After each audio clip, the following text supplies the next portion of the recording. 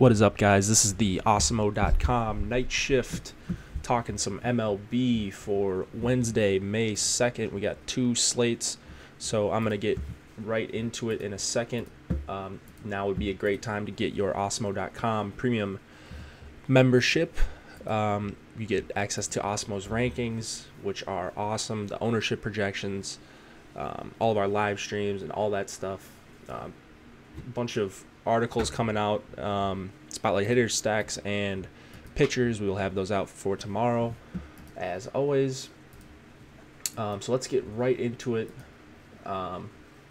We'll start off with Kansas City and Boston. I'm just going to run through each game pretty quick. There are 15 games to talk about, 7 early, I believe, and then all the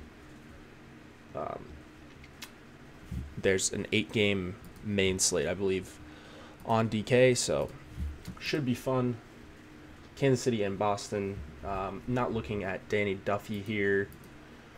He's got a 39% hard contact rate against righties this year, and so I'm just not going to play pitchers against the Red Sox if I can avoid it right now, and certainly don't want to go to Duffy here against a Red Sox team with a near 6-run total.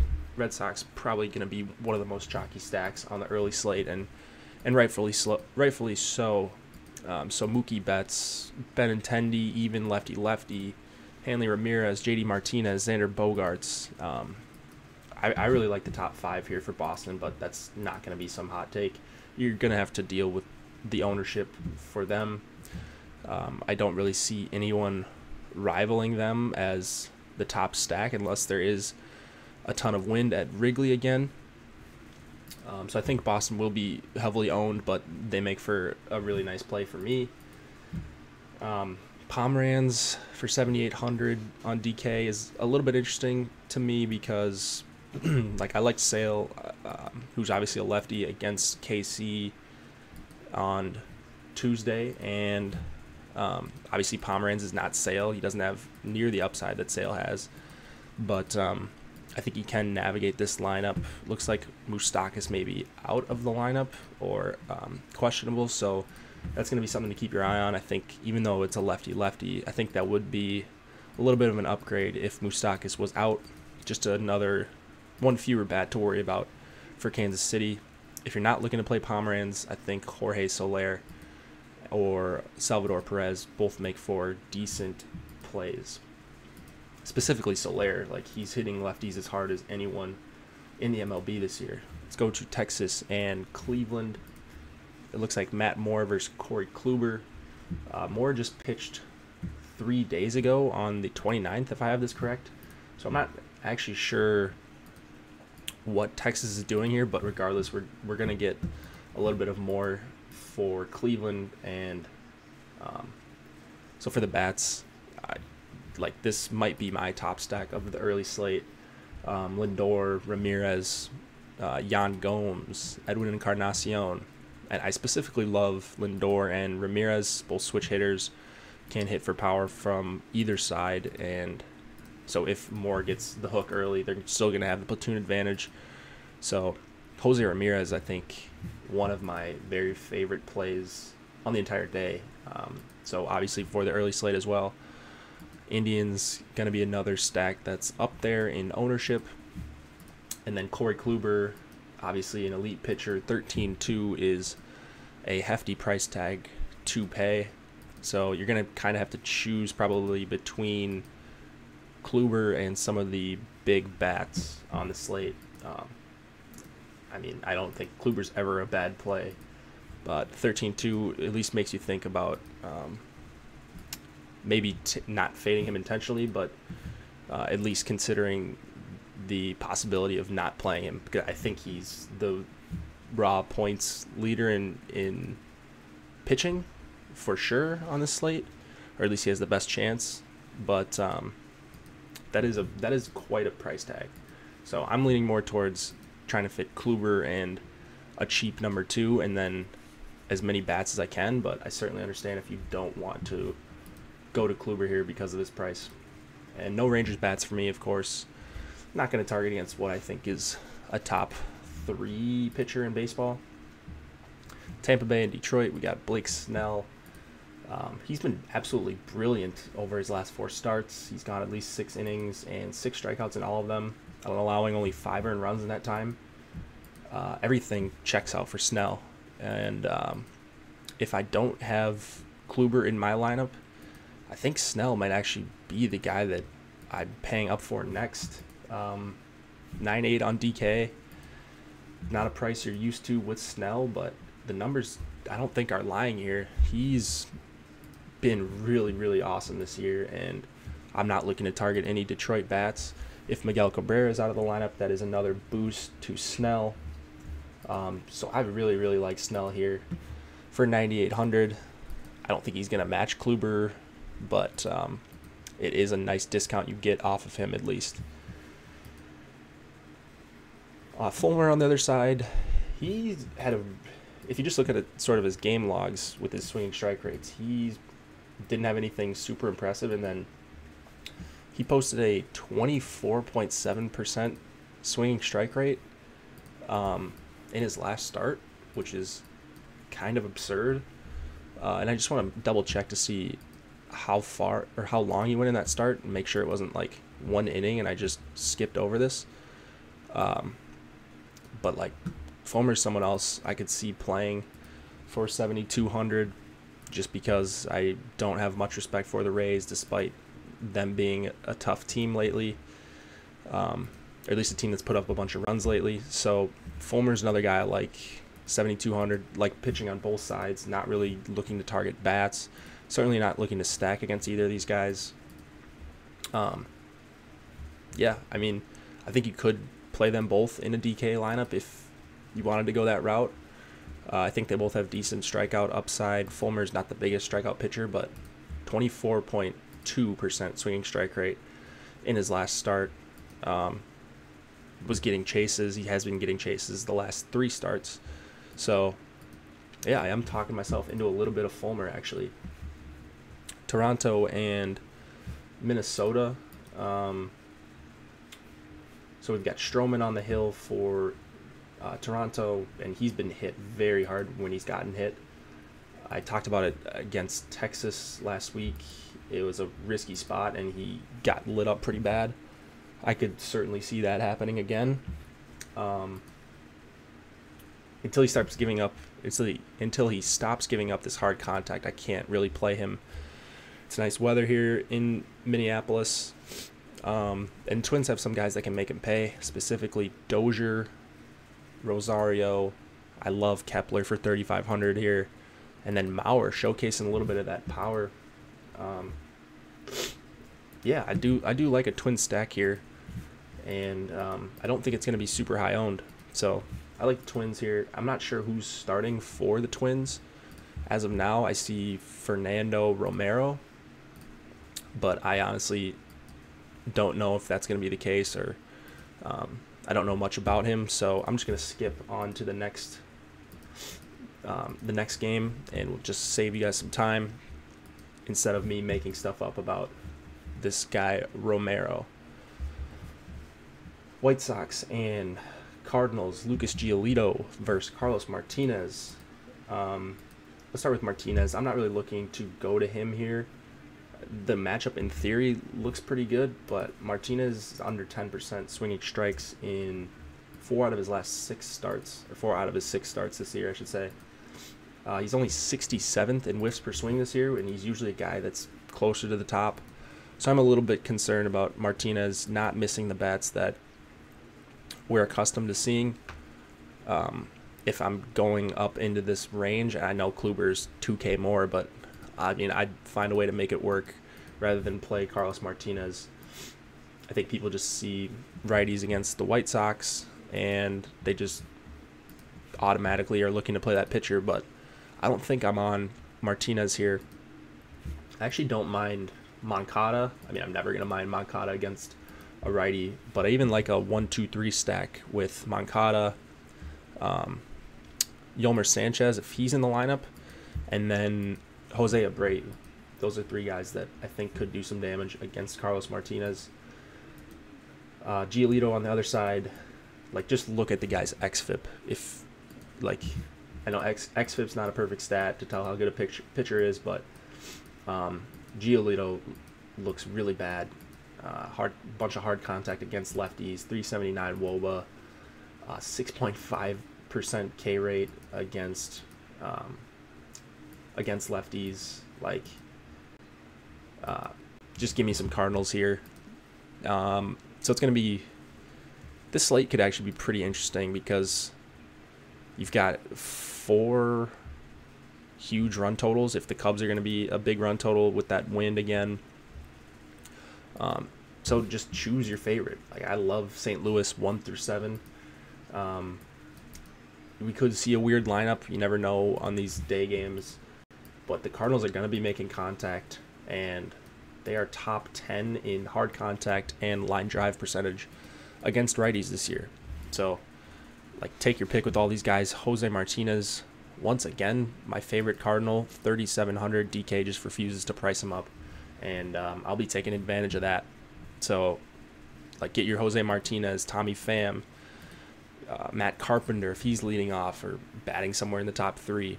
Ozuna, Paul DeJong is probably where I'd stop it.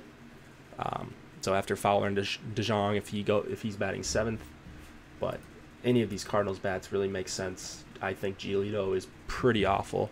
At least he has been so far. Colorado and Chicago. Last game of the early slate. Tyler Anderson left his last start after an inning and a third. And I was on him, so I was really tilted on that. I thought he was going to have a really nice outing. But he's going here again. He's one of the other pitchers that I would consider using.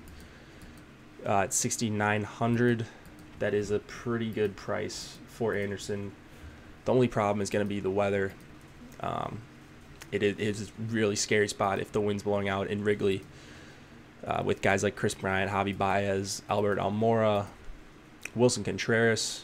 Those are all guys I like individually against Tyler Anderson. So that's probably going to be enough to keep me off of Anderson with the wind. If this were a game that was being played somewhere else under different circumstances, I'd probably like Anderson as a contrarian option, but I don't think I can do it, assuming we're going to get really good hitting weather in Wrigley. Same thing with Darvish. He's 8,400, and it looks like that price is accounting for the great hitting environment. 8,400. Charlie Blackmon would be a guy that I would go after him with, but man, I don't see a lot of Colorado bats. I don't like targeting righties against Darvish, so Blackmon would really be the only guy not looking to stack up Colorado on this morning slate. Let's go to Pittsburgh and Washington, get on this main slate. I'm just going to skip over Ivan Nova. I think you can stack against him with these Nats bats. Just went off last night or tonight if you're listening to this on the 1st of May. So it's the usual suspects. I mean, Harper, Matt Adams, Howie Kendrick, Ryan Zimmerman, Trey Turner, the top 5 for the Nats, all in play for me. And then on the other side, Steven Strasburg. He's been really, really good against righties, like elite against righties, and then just sort of so-so in terms of the Ks against lefties. So he's going to see a bunch of lefties here for Pittsburgh. I don't think it's a great matchup for him. So for 10-8, I think I am tentatively off of Strasburg. Let's go to Milwaukee and Cincinnati, because I'm not looking to target bats against Strasburg even when I'm not on them. Milwaukee and Cincinnati, we've got Wade Miley returning against Luis Castillo, $5,300 Luis Castillo. No interest in Wade Miley. I think you can use some righties here for Cincinnati, specifically Adam Duvall and Eugenio Suarez. I don't think Wade Miley's any good. 5.57 xFIP and 1.79 WHIP against righties last year supports that. So yeah, those two righty bats for Cincinnati both make a lot of sense. And then Castillo just can't really seem to get it together. And this is another scary matchup. I'm sort of like to the point with Castillo where I'll take some shots on him in GPPs, but the problem with how I play is I usually play one lineup, so it's tough for me to say I'm taking some shots with him. But if I had a bunch of lineups, I'd for sure get some Castillo exposure, 450, 300, because he's just got really good strikeout stuff, even when he's getting hit hard. And like, I wouldn't be shocked if he puts up 20 plus DK points here at 5,300. I also wouldn't be shocked if he gets you -5 and he's out in 3 innings with 8 earned runs. That's just the kind of pitcher he is. So Shaw and Yelich are 2 guys that I want to target Castillo with if I'm not playing him. The $5,300 price tag is going to bait people into Castillo, so if he starts becoming chalky, he is a kind of guy that you definitely want to make a leverage stack against if you're not playing him. Atlanta and the New York Mets. Julio Teheran, I talked about him. Oh no, it's not Julio Teheran. They changed it to Sean Newcomb. Okay, so a little bit of confusion there. So no Sean Newcomb. I did this research on Julio Teheran, but so just glancing at it right now, Teheran's gonna see, or Teheran, I'm still on Teheran. Newcomb's gonna see 7 righties, it looks like, for the Mets. So that scares me a little bit. Like, he's a guy that I do like playing from time to time. The 4-run total for the Mets is pretty appealing for Newcomb's outcome, or his outlook. He's 7,600. It's a fair price. I'm gonna have to do more research on him because I just realized he was pitching. Jacob deGrom. Do we go back to another Mets righty against all these Braves? I think I'm gonna talk myself into it. He's 11.5. Not the greatest price in the world, but it is Jacob deGrom, and it is still the Atlanta Braves. deGrom's he's not great at holding on runners, but he's better than Syndergaard, and that's not very hard to do. So, and Syndergaard, like, he just didn't work out. He just ended up not being a good play, and that happens sometimes. I'll take the L on that one. I liked him, and he didn't turn out. So, I mean, it was a bad call by me, and I'm hoping deGrom can sort of right that wrong. So I do like him for 11.5. I'm not looking to target Braves bats against deGrom. Let's go to Philadelphia and the Miami Marlins. Aaron Nola on the hill for 9,900 versus Jose Urena for 4,100 on DK. Nola, like, I get playing him here, but this Marlins team, man, I feel like I say it every single time. They just do not K that much. And Nola also hasn't really shown the great strikeout stuff. I'm sure we'll talk about this a little bit tomorrow morning. But not loving what I'm seeing from Nola for the whiffs, not loving the swinging strike rate and all that stuff. So I don't really want to pay 10K for him here.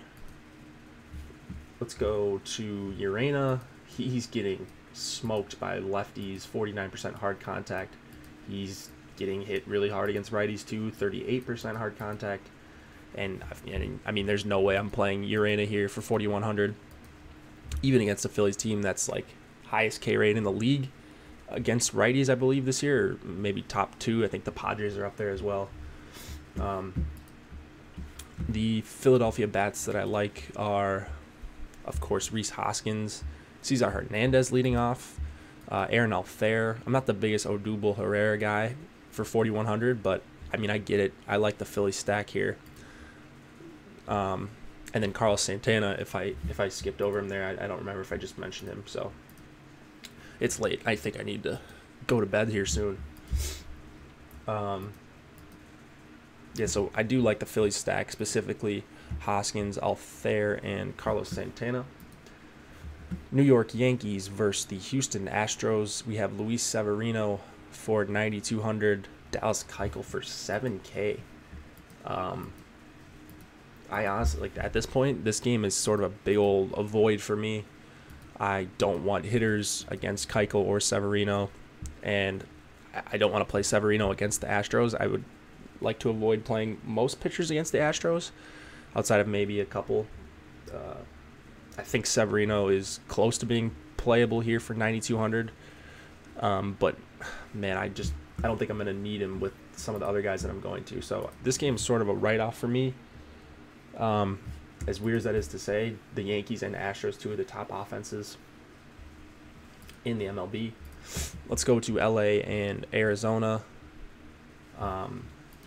Ryu, I don't know how to pronounce his first name. Josh does that much better than me, but Ryu, he's been impressive to me. Like, I got to give him credit. I wasn't really a believer, but his swinging strike rate looks good. But everything looks just good enough for me to sort of not target against him. Not that I really want to play him for 8,900. And I do like the guy on the other side, Zach Godley. I love him. I love him in general. I love him as a pitcher. I like the run total that I'm seeing for LA. No Corey Seager is, of course, a bump for Zach Godley. I mean, he could definitely go and strike out a bunch of these Dodgers. I'm not scared of that Dodgers lineup in general, and now with Seager out of it, like, he's going to get whiffs here, and if he can get ahead of Dodgers, he's going to have, I think, a pretty big game. For 7,600, Godley's a guy that people are going to be on, and I'm fine with that. Like, I think he's got some of the best strikeout upside on this late slate, actually. I'm loving what I'm seeing out of Godley, despite he's going to have some games where he gets hit hard, whatever. Like, I just believe in him so much as a pitcher that I'm not going to be scared off by this Dodgers lineup or this park. Baltimore and the LA Angels. Bundy had a rough outing against the Rays, and now he's going to get this Angels lineup. Angels, another team that I'm not crazy about targeting against, but there is a case to be made for Bundy here for 7,800. I mean, Bundy has been awesome against righties this entire year. I expect that to continue. I could certainly see like a Bundy Godley pairing and just loading up on bats, or even Godley and another guy I'll talk about in the next game. But Bundy has been really, really good against righties. The Angels obviously have some really good righties, though. Kinsler, Trout, Upton, Pujols isn't going to strike out a ton. Cozart's not going to strike out a ton. Andrelton Simmons is not going to strike out a ton. So I don't know what I want to do with Bundy just yet, but there is a case to be made for him just because of the amount of right-handed bats he's going to see. On the other side, Heaney has been pretty impressive to me so far this year. Each start he's got at least an 11.8% swinging strike percentage. He is top 30 in whiffs per swing as well. So 6K, you know how much I love to target the Orioles.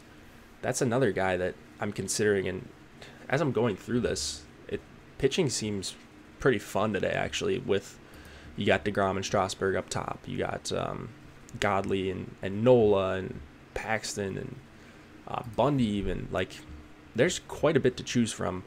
So this should be actually a really fun slate now that I'm going through it and talking it through a little bit outside of just writing down some tidbits. So Heaney is another guy on my radar. I don't love really any of the bats here in this Baltimore-LA game. Let's go to Oakland and Seattle. I didn't know who was going to start for Oakland when I was looking at this. Looks like Brett Anderson. So he's a lefty. Another guy I don't know much about. I'm not going to pretend like I know a ton about him right now. So hopefully I'll know more by morning, or Josh and Chris can talk about him in the live stream tomorrow. But a lefty, Nelson Cruz against a lefty, Mitch Haniger against a lefty. He's been raking this year, and I expect that to continue. So those are two bats that I'm looking at very early on this May 2nd slate. James Paxton for $8K is a really cool price. A price that I'm willing to pay for him in this spot. We know Oakland does have a lot of right-handed power. Jed Lowry, Pinder, Chris Davis, Matt Chapman all can hit homers, but Paxton can also miss bats really well. So it's a tough matchup, but another guy that, if he's going to be super low owned, like, he's a guy that I'll at least consider taking a shot on. Last game of the night, San Diego versus San Francisco. We got Clayton Richard on the mound, and then Derek Holland. Not looking at either of these two pitchers. Both lefties, of course, so some of the right-handed bats are interesting. Against Richard, I like McCutchen, Posey, and Longoria. Just those three righties that are pretty decent hitters and can have the possibility at least to take him yard. On the other side, no lefties against Derek Holland, but Jose Perella is another guy for 3,100 that will at least be in consideration for me. All right, that's going to do it. Went a little bit long here. Get to Osmo.com. Check out our premium packages for each sport. A lot of great content. We will have the spotlight stacks, hitters, and pitchers out tomorrow morning, or this morning if you're listening on Wednesday, May 2nd. But should be a couple fun slates. I'm excited to watch some baseball. We'll have the hockey articles and stuff out. We'll be doing the MLB strategy video with Josh, and then the live stream will be Josh and Chris. Back to the usual duo with them, and then I'll be on it Thursday. So good luck on these slates. Let's try to make some money, and hit me up with any questions. Comment on this video if you have questions, or you can get to me on Twitter. Good luck, guys.